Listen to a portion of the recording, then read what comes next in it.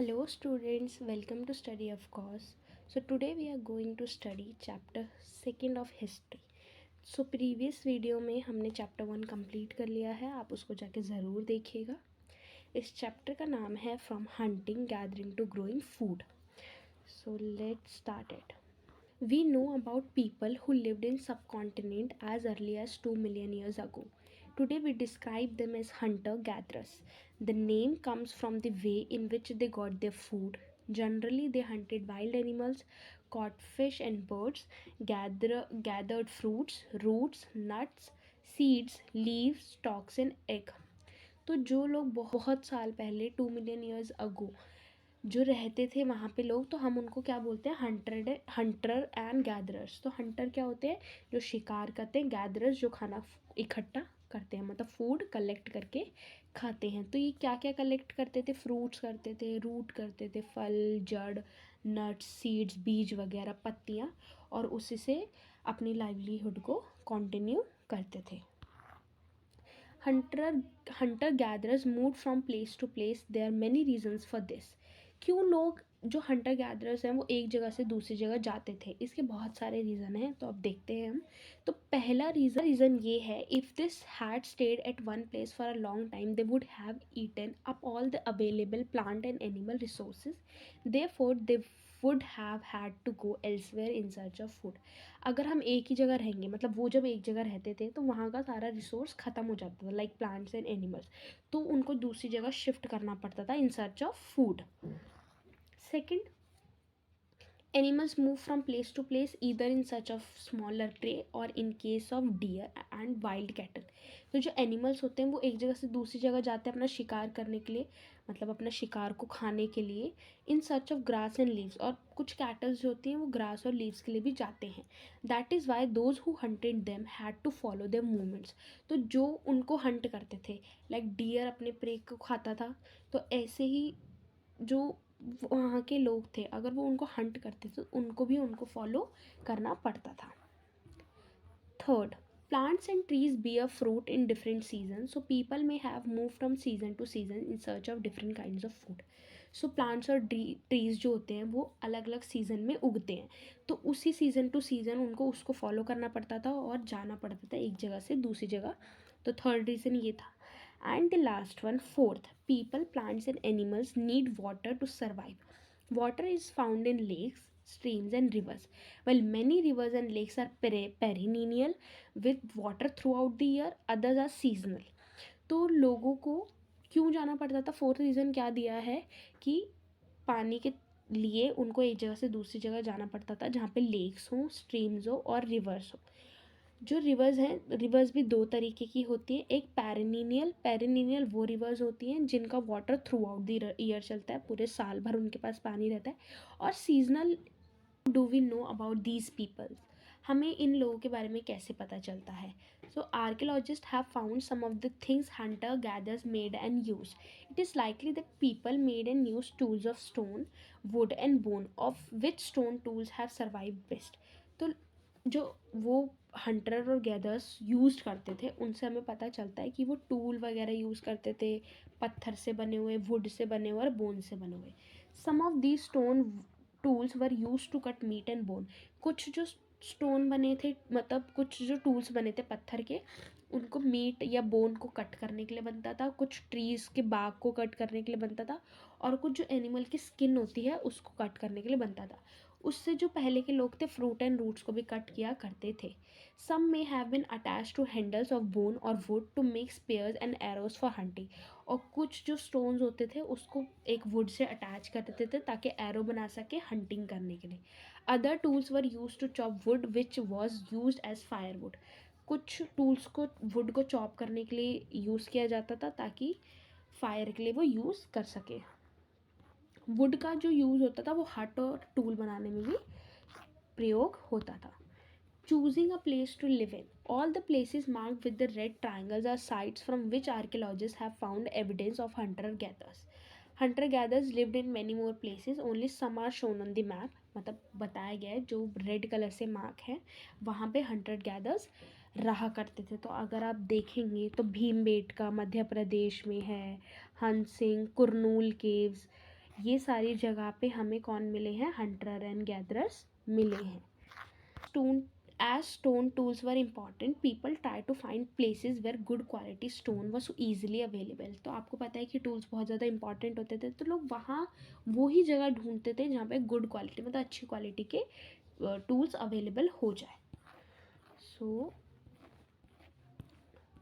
Find out about fire. तो अब हमें पता है कि फायर भी यूज़ हुआ था, तो कैसे पता चला हमें, traces of ash have been found here. जो ट्रेसेस मतलब जो ऐश होती है, राख, वो हमें मिली है। This suggest that people were familiar with the use of fire. जो हमें बताता है कि जबकि तब के जो लोग थे वो फेमिलियर थे, वो जानते थे कि फायर का यूज़ कैसे कैसे करना है। Fire could have been use for many things. Fire बहुत चीज़ों के लिए यूज़ हो सकती है, like as a source of light. Light, अंधेरा हो जाता था रात में तो लाइट के लिए यूज़ होती थी fire. To roast meat, meat को रोस्ट करने के लिए। And to scare away animals, animals को डरा के भगाने में भी यूज़ किया जाता था। अ चेंजिंग इन्वायरमेंट, इसका मतलब क्या है चेंजिंग इन्वायरमेंट। अब आपको पता होगा कि बहुत हज़ार साल पहले की बात हो रही है, तो एक टाइम ऐसा आया था कि बहुत ज़्यादा गर्मी हो गई थी, तो उसी ने ही इमर्ज किया था बहुत सारे ऐसे क्रॉप्स को, एनिमल्स को, जिसने रियरिंग भी शुरू करवाई थी लोगों को। तो पढ़ते हैं इसके बारे में।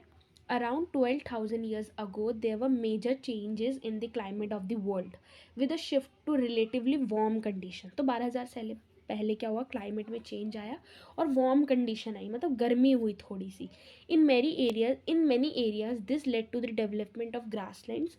This in turn led to an increase in the number of deer, antelope, goat, sheep and cattle, animals that survive on grass. तो बहुत सारे ग्रासलैंड का डेवलपमेंट हुआ, जिस वजह से डियर बढ़ गए, गॉट होगी बढ़ गई, शिप बढ़ गई, और ऐसे एनिमल्स का डेवलप्ड हुआ, ऐसे एनिमल्स इमर्ज हुए जो डिपेंड करते हैं ग्रास में, मतलब जो ग्रास खाते हैं। Those who hunted these animals now followed them, learning about their food habits and their breeding season. It is likely that this helped people to start thinking about herding and rearing these people themselves. Fishing also became an important. तो जो hunted होते थे, जो hunting करते थे, उन्होंने उनको follow करने लगे उन एनिमल्स को, और देखने लगे कि वो उनकी फूड हैबिट्स क्या है, कौन से ब्रीडिंग सीजन में आते हैं। इसी ने हेल्प किया लोगों को स्टार्ट करने में हर्डिंग एंड रियरिंग, मतलब पशुपालन करना शुरू करा लोगों ने ये देख देख कर। The beginning of farming and herding, तो कैसे शुरू हुआ। This was also a time when several grain bearing grasses including wheat, barley and rice grew naturally in different parts of the subcontinent. तो यही टाइम था जब बहुत सारे ग्रेन शुरू हुए उगना, लाइक वीट, गेहूँ, बार्ले, बाजरा, राइस, चावल, बहुत सारे मतलब डिफरेंट सब कॉन्टिनेंट्स में उगना शुरू हुए। Men, women and children probably collected these grains as food and learned where they grew. And when they repent, this may have led them to think about growing plants on their own. In this way, people become farmers. तो लोग क्या करते थे, collect करते थे food को grains के उसमें और उगाना शुरू करते थे। इसी ने ही फार्मिंग शुरू कर दी। People could also attract and then tame animals by leaving food for them near their shelters. The first animal to be tamed was the wild ancestor of the dog. तो जो पहला एनिमल था जिसको पालना शुरू किया था वो प्रोबेबली डॉग था। Later people encourage animal that were relatively gentle to come near the camps where they lived. तो ऐसे एनिमल्स को भी पालना शुरू करा जो उनके पास रह के उनको हार्म नहीं करेंगे, जैसे शिप, गॉट, कैटल, ये हमें हार्म नहीं कर सकते, और पिग भी। And most of them at grass, जो ग्रास खाते थे। Often people protected these animals from attacks by the other wild animals. This is how they become herders. और वो लोग जो होते थे वो प्रोटेक्ट भी करते थे एनिमल्स को, किससे, वाइल्ड एनिमल से, ताकि वो उन्हें खा ना जाए। तो a new way of life. अब लोग पहले देखो क्या थे, हंटर गैदरर्स से, फिर उन्होंने रियरिंग करनी शुरू करी, फिर उन्होंने फार्मिंग शुरू करी, तो इन्होंने एक अलग लाइफ दे दी ह्यूमंस को। तो पढ़ते हैं इसमें हम। If you plant a seed you will notice that it takes some time to grow. This may be for a several days, week, months, in some cases years. When people began growing plants, it meant that they had to stay in the same places for a long time, looking after the plants, watering, weeding, driving away animals and birds, till the grain repent। अब आपको पता होगा कि अगर मान लो मैंने ही कहीं पे ग्रो करा है गेहूँ, तो मुझे वहाँ पे रहना पड़ेगा, शायद हफ्ते के लिए भी रह सकती हूँ, मंथ के लिए भी, और कभी कभी ईयर्स के लिए भी। तो क्यों रहना पड़ेगा मुझे एक ही सेम प्लेस पे क्यों रहना पड़ेगा? ताकि मैं अपने प्लांट्स को देख सकूँ, उनमें पानी डाल सकूँ, एनिमल्स जो बर्ड्स उसको हार्म कर दे उनको दूर भगा सकूँ, तब तक जब तक वो उग नहीं जाते। And then the grain had to be use carefully, फिर ग्रेन को यूजफुली केयरफुली हमें यूज़ करना पड़ेगा। As grain had to be stored for both food and seed, people had to think of ways of storing it. अब देखो, अगर मैंने गेहूँ उगा लिया तो मुझे स्टोर करने के लिए भी कोई जगह चाहिए, तो लोगों ने कैसे स्टोर करना है ये भी सोचने लगे। In many areas they began making large clay pots और वोव बास्केट और dug pits into the ground. तो उन्होंने क्या करा, पोट्स बनाने लगे, मटके बनाने लगे क्ले के, और डग मतलब खोदने लगे ग्राउंड को जिसमें वो स्टोर कर सके। Rearing animals multiply naturally. Besides, if they were looked after carefully, they provide milk, which is an important source of food, and meat whenever required. In other words, animals that are reared can be used as a store of food. तो आपको पता ही होगा कि animals हमें milk देते हैं, कभी कभी मीट भी देते हैं, किसी को खाना होता है, तो ये एक टर्म हम यूज़ करते हैं, स्टोर करते हैं फूड को। Find out about the first farmers and headers. You will notice a number of blue squares which each marks a site from where archaeologists have found evidence of early farmers and herders. तो अगर आप map में देखेंगे कि बहुत सारी ऐसी जगह है जहाँ पे आर्कियोलॉजिस्ट ने देखा है कि फार्मर्स एंड हर्डर्स रहना शुरू करे थे। These are found all over the subcontinent, ये पूरे सब कॉन्टिनेंट में मिलता है।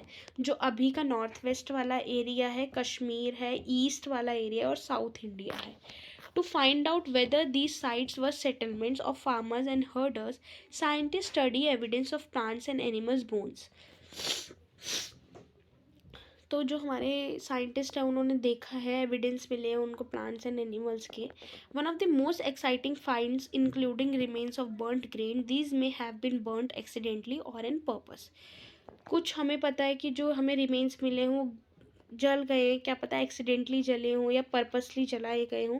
Scientist can identify these grains and so we know that a number of crops were grown in different parts of the subcontinent. They can also identify the bones of different animals. तो जो scientist हैं उनको पता लग जाता है कि कितने साल पहले क्रॉप्स है और कौन कौन सी क्रॉप्स लोग उगाते थे, लाइक वीट, बार्ले, एंड कौन कौन से एनिमल्स पहले रियर किए जाते थे, उनके बारे में भी हमें पता चलता है कैसे, उनकी बोन्स से। Towards a settled life, settle life में कैसे का ये भी पता चलते हैं। Archaeologist have found traces of huts और houses at safe some sites. कुछ साइट्स में हमें हर्ट मिली है, हर्ट झोपड़ी, और हाउसेज मिले हैं जो हमें बताते हैं कि लोगों ने रहना शुरू कर दिया था एक जगह। तो पहला जो हमें प्लेस मिला है वो है बुर्ज होम, जो अभी कश्मीर में है। People built pit houses which were dug into the ground with steps leading into them. These may have provided shelter in cold weather. Archaeologists have also found cooking hearths both side and outside the hearths, which people suggest that depending on the weather, people could cook food either indoors or outdoors.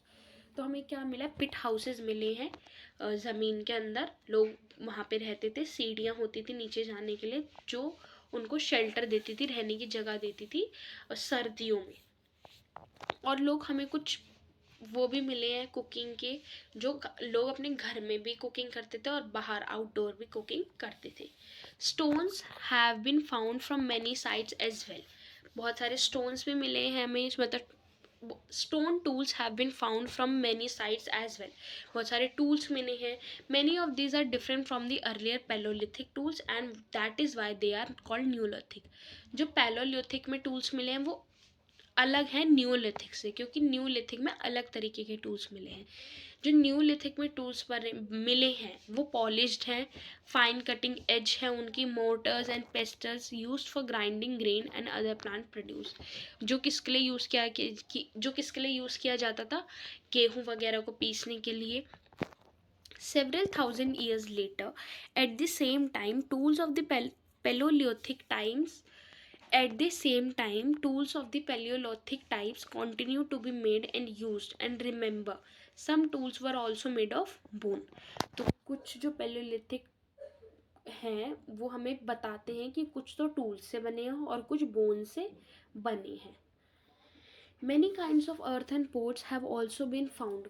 हमें बर्तन में मिले हैं जो हमें ये बताते हैं कि उसमें लोग खाना खाते थे या उसमें स्टोर करते थे अपना फूड, जो डेकोरेटेड होते थे.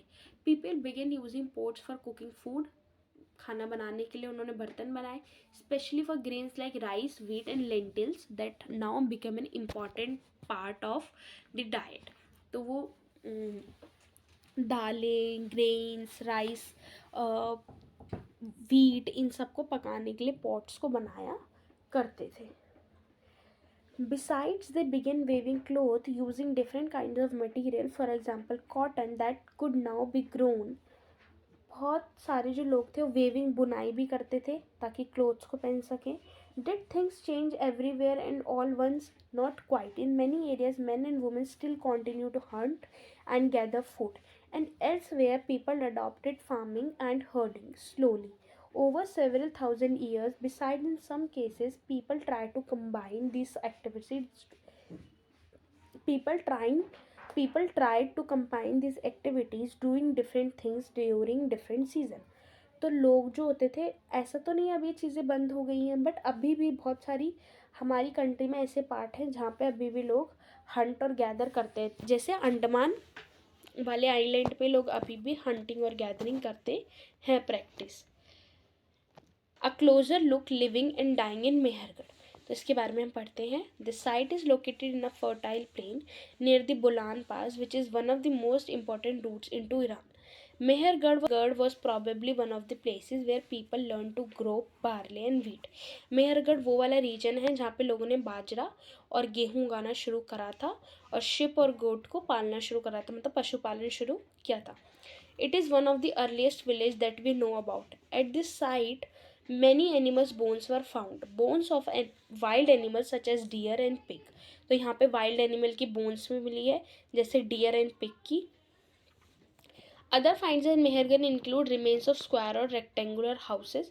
हमें यहाँ पे बहुत सारे घर भी मिले हैं जो स्क्वायर शेप में हैं और रेक्टेंगुलर शेप में हैं. Each houses had 4 or more compartments, some of which may have been used for storage. तो ये जो 4 तरीके की कंपार्टमेंट है, इसके अंदर क्या रखते थे लोग, स्टोर करते थे कोई भी चीज़, जैसे गेहूँ वगैरह स्टोर कर लिया, ये सब. Okay, when people die, their relatives and friends generally pay respect to them. People look after them, perhaps in the belief that there is some form of life after that.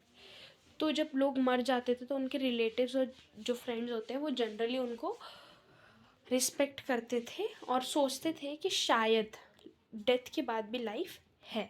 Burial is one of such arrangement. Burial का मतलब होता है कि लोगों को गाड़ना. Several ब्यूरल्स site, जो मर जाते हैं लोग उनको दफनाना. Burial is one such arrangement. Several burial sites have been found at Mehrgarh. तो बहुत सारी ऐसी साइट्स हैं जो हमें कहाँ मिली है, मेहरगढ़ में. In one instance the dead person was buried with goats which were probably meant to serve as a food in the next world. तो कुछ ब्यूरल्स में हमें उनके साथ एनिमल्स भी मिले हैं जो हमें ये दिखाते हैं कि आफ्टर द डेथ भी लाइफ होती है, जो उनको, ये जो गॉड है उनको फूड की तरह काम आएगी.